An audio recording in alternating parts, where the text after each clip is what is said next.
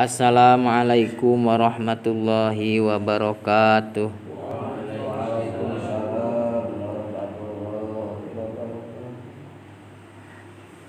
Alhamdulillahilladzi faddala ba'da ibadihi biulumil ilahiyah wa nahmaduhu hamdan bila goyah wa nashkuruhu syukron bila nihayah. Wassalatu wassalamu ala man la nabiyya ba'dah wa ala alihi wa sahbihi wa mawala. Allahumma rabbi shrah li sadri wa yassir li amri wahlul 'uqdatam min lisani yafqahu qawli. Allahumma arinal haqqo haqqo warzuqna tiba'ah wa arinal batila batila warzuqna jtinabah. Allahumma aftah lana min abwabil ilmi wa yassir lana min abwabil ilmi wa la tu'assir lana fil laili wan nahari innaka ala kulli syai'in qadir. Allahumma rzuqna fahman nabiyyin wa hifdzal mursalin wal malaikatil muqarrabin. Allahumma akrimna binuril fahmi wa akhrijna minadz-dzulumatil wahmi wal jahli waftah lana abwaba rahmatika wansur alaina hikmataka bi rahmatika ya arhamar rahimin. Amin ya Allah ya rabbal alamin. Qala Allahu ta'ala fil Qur'anil Karim wa huwa asdaqul qailin. A'udzu billahi minasyaitonir rajim. Bismillahirrahmanirrahim. Walanabluwannakum bisyai'im minal khaufi wal ju'i wa naqsim minal amwali wal anfusi was samarati wa basyiris sabirin. Shadaqallahul azim. Wa qala Rasulullah sallallahu alaihi wasallam, ajaban li amril mu'minin inna amrahu kullahu lahu khair wa laisa dzalika li ahadin illa lil mu'min. In asobathu sarra'u syakara fakana khairul lah wa in asobathu dharra'u sabara fakana khairul lah. Sabadana pribados nyanggakeun tahiyatul islamiyah. Hayu urang sami-sami muji sinareng muja ka Allah anu maha kawasa. Alhamdulillah urang parantos dipaparinan yuswa sinareng kasehatan. Anu paling utama dipaparinan nikmat iman sinareng Islam, sehingga urang tiasa nyuparkeun kawajiban urang nyaeta tholabul ilmi. Mudah-mudahan naon rupa anu dipidamel ku urang dina ieu saah, khususna urang nyaeta tholab ilmi, dikawitan nyaeta ku tawassul sinareng sholawat. Mudah-mudahan masing ditampi ku Allah dijantenkeun amal ibadah anu soleh. Amin ya Allah ya rabbal alamin. Anu salajengna rahmat miwah salam pamudah-mudahan tetep salalawasna ku Allah dipuprukeun ka junjunan alam, yakni habibana wa nabiyana wa rasulanal karim Muhammad sallallahu alaihi wasallam, oge ka para ahli wargina, ka para durriyahna, ka para sahabatna, ka para tabi'in, tabi'at atba'u tabi'in, katut ka umatna anu mutabaah ka mantena. Wabil khusus urang sadayana anu sami-sami ngumpul ngariung di ieu haflah. Mudah-mudahan urang sadayana masing kabulateran ku rahmat salam sinareng syafaat mantena, khususna syafaatul udma jaga di yaumil akhir. Amin ya Allah ya rabbal alamin.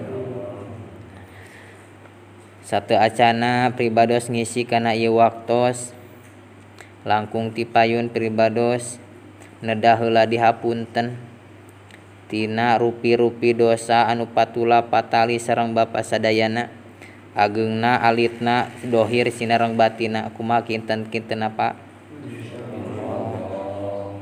Alhamdulillah kasolehan manah para bapa sadayana kanggo ti pribado sayogi ti kamari sadiati ayeuna insyaallah ngapunten pisan.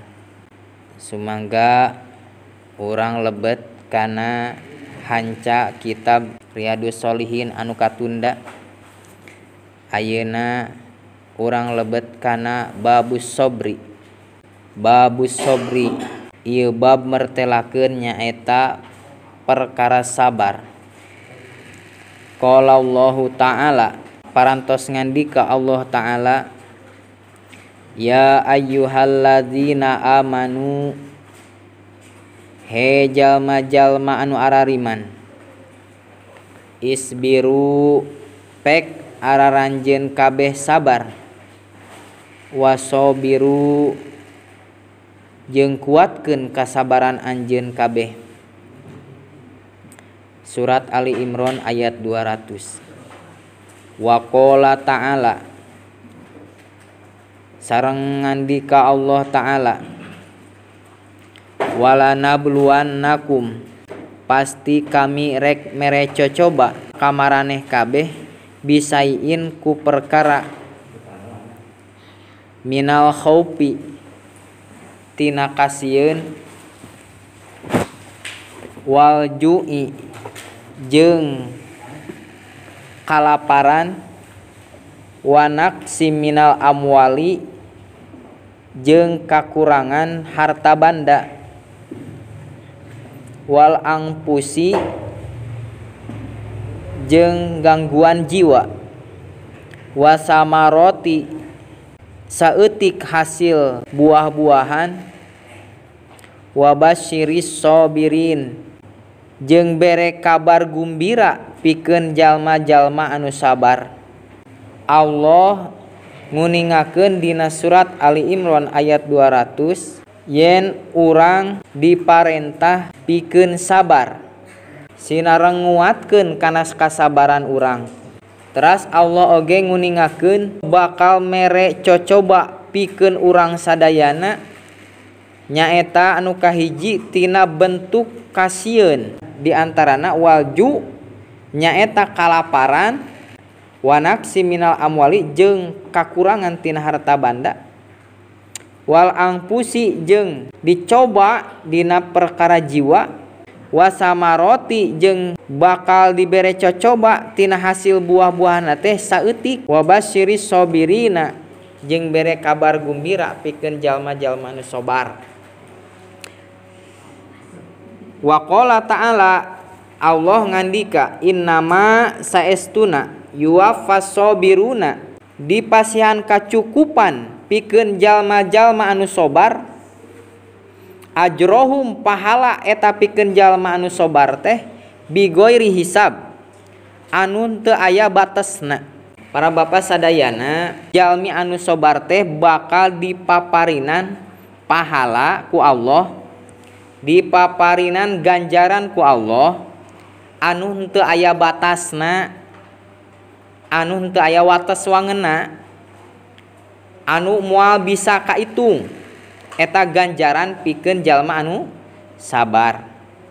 Sehinggakeun Kangjeng Rasul nguningakeun yen pahala kautamaan jelema sabar mah bakal ngelehkeun pahala salat tahajud sinareng jihad. Makana dina surat Az-Zumar nanage bigoiri hisab, henteu kaetang. Tah naon ari sabar teh? Ari sabar teh nyaeta nahan diri tina anu dipikahoyong ku nafsu supaya tetep ieu diri aya dina jalan anu dipikahoyong ku Allah.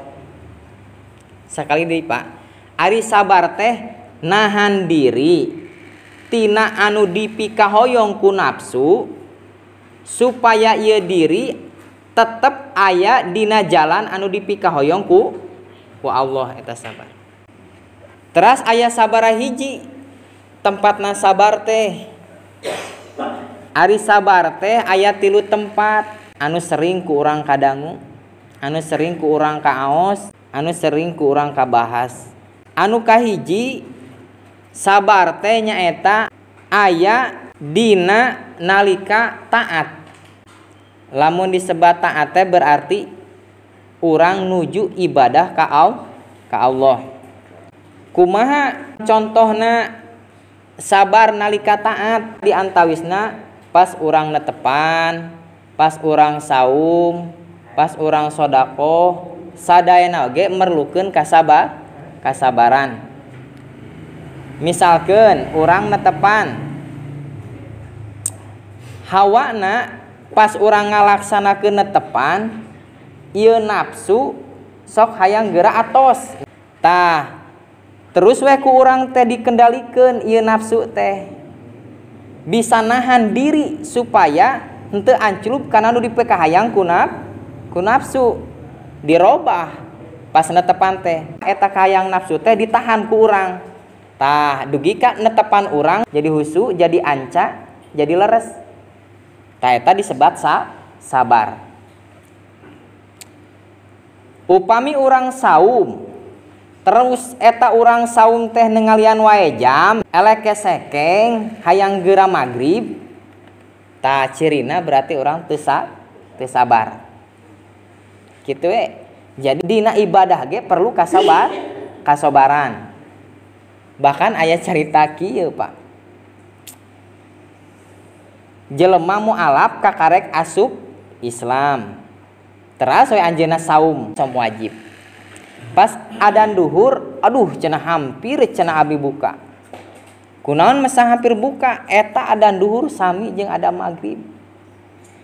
Artina manehna geus teu sabar dina ngalaksanakeun saumna. Kuduna saum urang beuki anteng, kuduna saum urang beuki diisi ku kahadean sinareng ibadah. Ieu mah kalah beuki elek sekeng berarti teu sabar. Dina sodaqoh sami ngalangkung koropak atanapi naon we dugi ka ceuk nafsu ulah dikaluarkeun seuhangnana mah anu butitina we diajolkeunana mah misal kitu. Bahkan ceuk nafsu ulah anu butitina wae ge nyaah jang ngarokok. Lamun urang bisa nahan diri ngalawan eta nafsu supaya urang ngajolkeun eta artos urang kana koropak, ta eta disebutna entos sabar. Janten dina ibadah non rupana ibadah urang upami urang entos bisa ngalawan hawa nafsu supaya eta ibadah ruksak, maka urang entos tiasa sabar dina ibadah hiji eta Pak. Anu kaduana sabar teh nyaeta ayana dina nahan maksiat. Wah seueur pisan Pak maksiat sadidinten urang tiap waktu, tiap saat maksiat terus-terusan datang kana diri urang. Terus-terusan urang digoda ku setan jeung hawa nafsu supaya urang maksiat. Tina mata we heula. Lamun urang di jalan ngalangkung we misalkeun rada herang bari ka teu halal kitu. Kan mata teh sok getek nya hoyong ningali hoyong mencrong terus kitu. Ari saliwat mah da eta mah pamasian ti Allah Pak. Pas sakali ningali mah ngamimitian ningali mah pamasian ti Allah eta mah anugerah gitu. Ngeun begitu entos sakali ningali eta nafsu hayang dituturkeun gitu. Terus-terusan hayang dipelong misalkeun. Tah berarti urang entos henteu sabar dina nahan maksiat. Upami urang tiasa ngendalikeun ieu mata ngajaga pandangan kana perkara anu teu halal, kana perkara anu haram, maka urang didinya entos tiasa sabar dina nahan maksiat. Dina nyarios sami dahawana dina cariosan teh hayong sagala dicarioskeun we kitu nya, aya dileuwih-leuwihkeunana, aya dikiranganana, aya ngabohongna, aya sok tauna. Seueur we Pak dina nyarios urang teh. Tah saleresna dina setiap urang ngobrol eta teh peluang dosa hungkul saur guru pribados mah. Lamun urang hoyong ngurangan dosa tina lisan kul khairon auliyasmut, obrolkeun anu sae lamun teu tiasa repeh gitu. Apaan ieu teh lisan teh gara retek we kitunya Pak. Hoyong nya ngabeberkeun ai batur, hoyong ngahina, hoyong ayeuna nyeceleh batur, hoyong urang supaya ngaleuwihkeun pamer kana diri urang. Seueur pisan. Eta teh kan peluang dosa, kahayang nafsu. Upami urang tiasa nahan tina obrolan supaya henteu dugi ka betus eta obrolan kanu dipihoyong ku nafsu teh ya, maka urang entos tiasa sabar dina nahan maksiat. Anu salajengna sabar dina mayunan musibah. Hiji urang sabar dina taat atanapi ibadah. Anu kaduana urang sabar dina nahan maksiat. Anu katiluna urang sabar dina musibah.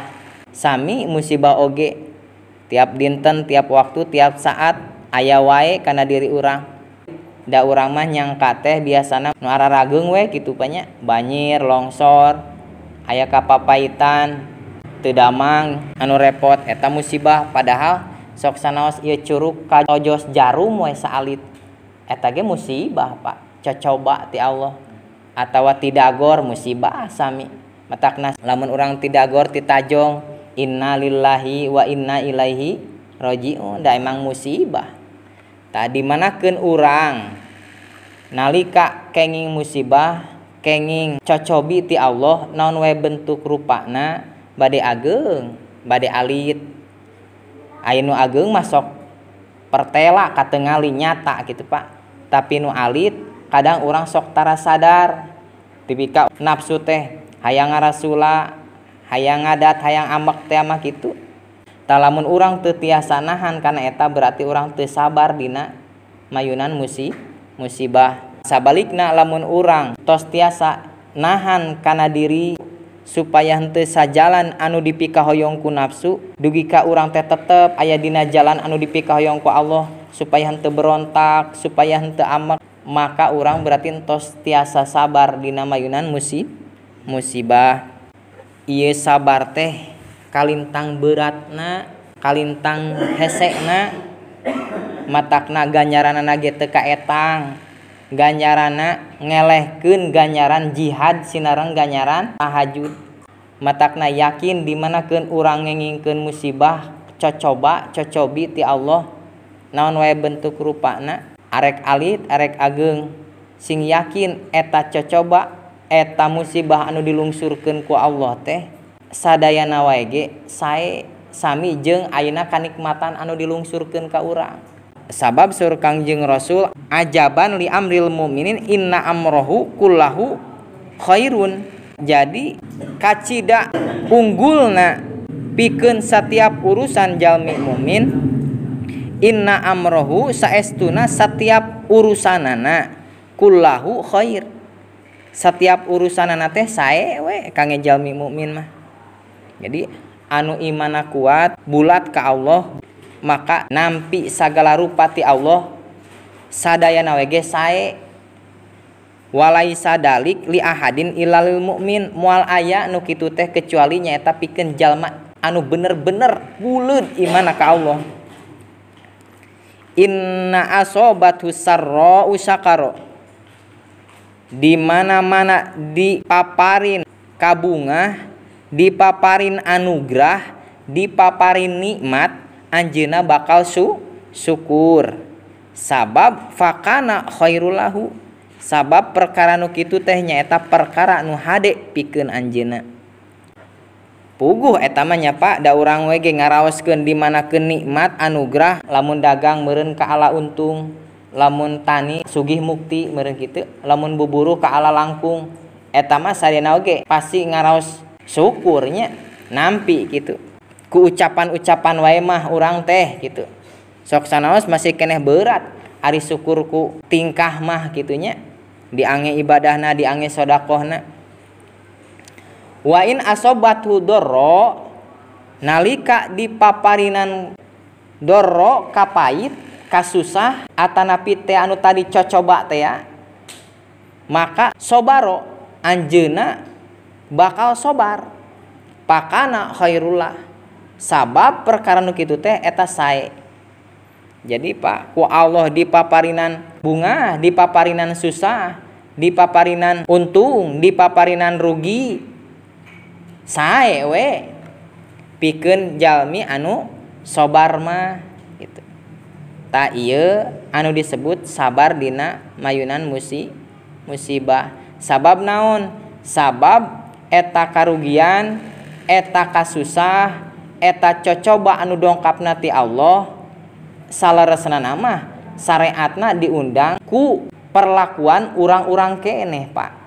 Di mana Allah ngalungsurkeun kahadean ka urang eta murni ti Allah. Tapi di manakeun Allah ngalungsurkeun kaawonan, ngalungsurkeun cocobi eta salaresna diundang ku perilaku urang-urang keneh.